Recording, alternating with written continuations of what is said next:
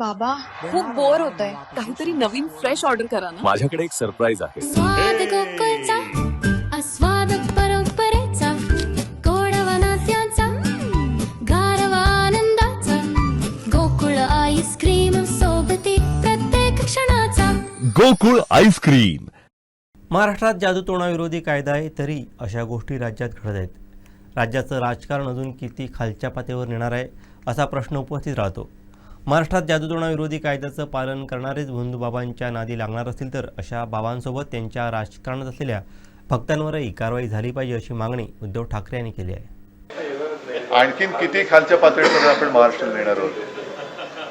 आणि महाराष्ट्रामध्ये जादूटोणा विरोधी हा कायदा आहे, पण त्या कायद्याचं पालन करणारेच जर का अशा भोंदूबाबांच्या नादी लागणार असतील तर त्या भोंदूबाबांबरोबर त्यांच्या भोंदू भक्तांवरती सुद्धा कारवाई झाली पाहिजे.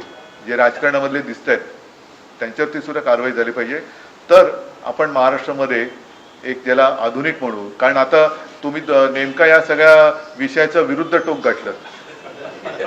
आम्ही आता जो सुरू करतोय विषय तो लॉजिस्टिक म्हणजे महाराष्ट्राला पुढे नेतोय, विज्ञानामध्ये नेतोय, सगळ्या तंत्रज्ञानाने नेतोय, आणि तुम्ही परत त्याची लिंबाच्या लागवडीवरती आलात.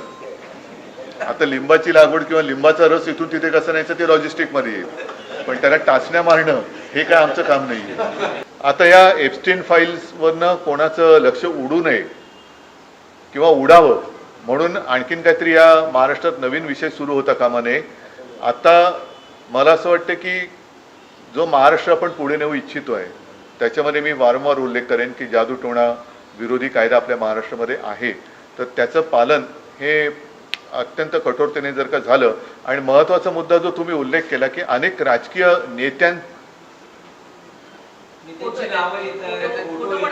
हा फोटो आणि नावच येत आहे, याचा अर्थ तुम्हाला कळतोय ना की ज्यांचं काही कर्तृत्व नाही, कर्तृत्व शून्य नेते किंवा पुढारी आहेत त्यांना असे मार्ग अवलंबावे लागतात.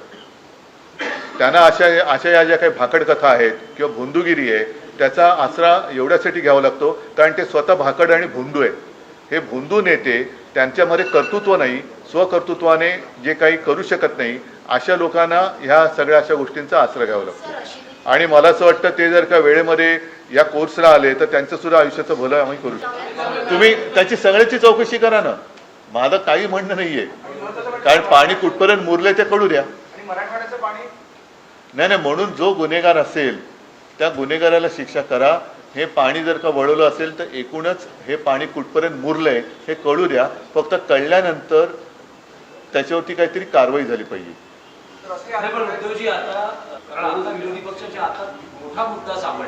नाही, मुद्दा मोठा आहेच, पण तो मुद्दा सत्ताधारी आमदारांच्या बरोबर संबंधित आहे. त्याच्यामुळे विरोधी पक्षांनी जसं आता आमचे अनिल परब आहेत, आणखीन अंबादास दानवे बसलेले आहेत, आणखीन सगळे आमदार आहेत, सुनील आहेत, विलास पोतनीस होते, या सर्वांनी वेळोवेळी अगदी पुराव्यानिशी काही प्रकरणं बाहेर काढलीच ना.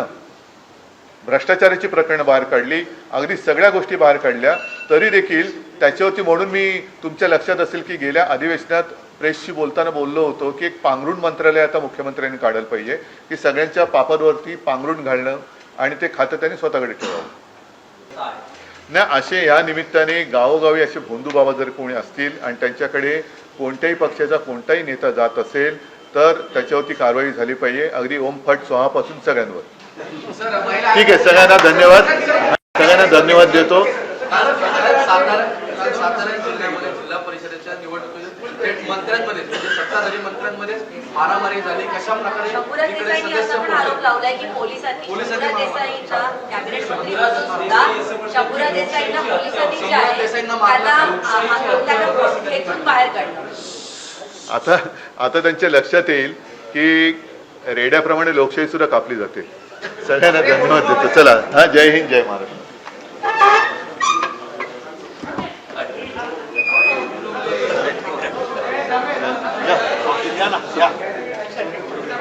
जरा 5 मिनिटं